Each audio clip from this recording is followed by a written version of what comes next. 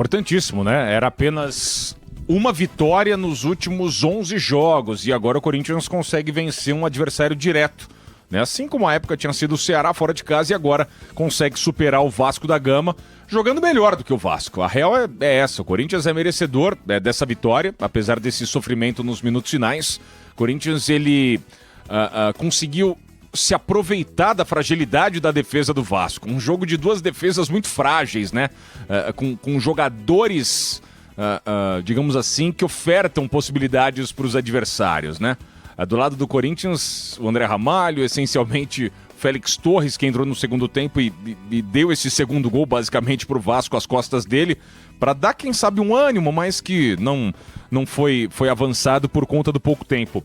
Mas o Corinthians, Yuri, no primeiro tempo ainda, ele conseguiu fazer muito bem a construção pelo lado esquerdo do campo, com o Bidu, com o Maicon tendo uma ótima participação e com o Bidon, que jogou muito bem, o melhor em campo na minha opinião, jogando como um articulador central, o meia, já que o Garro iniciou o jogo no banco de reservas, depois até entrou para participar efetivamente do gol do Gustavo Henrique, que deu a vitória ao Corinthians, né? Ali fazia o 3-1, antes disso o Guinegão tinha feito o 3-2, também com a participação do Garro.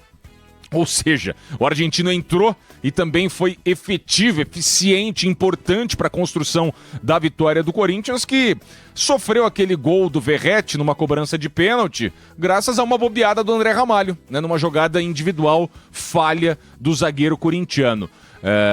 Vi um Corinthians lutador, Yuri, um Corinthians aguerrido, um Corinthians que respeitou de fato o Vasco da Gama e o cenário, o contexto, sabia da importância do jogo e com as poucas armas que tinha, afinal a lista de ausentes era enorme, além da possibilidade mínima de utilizar o Garro, o Corinthians lutou e lutou bem e conseguiu fazer um bom jogo, um jogo seguro em São Januário. Podia ter sido muito mais fácil? Podia. Se o Corinthians tivesse, obviamente, um ataque firme, letal, um sistema defensivo mais sólido, poderia ter construído uma vantagem ainda maior. Os meninos, Guinegão, Kaique, oscilaram, né? O contra-ataque ele era puxado e o Corinthians desperdiçava muitas chances.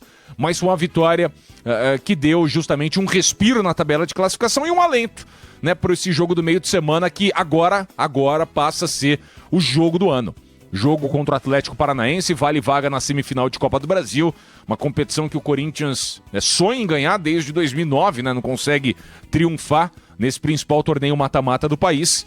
E o caminho, né? Ele é possível diante das ausências de Flamengo, Palmeiras, São Paulo, algozes do Corinthians em tempos recentes, né?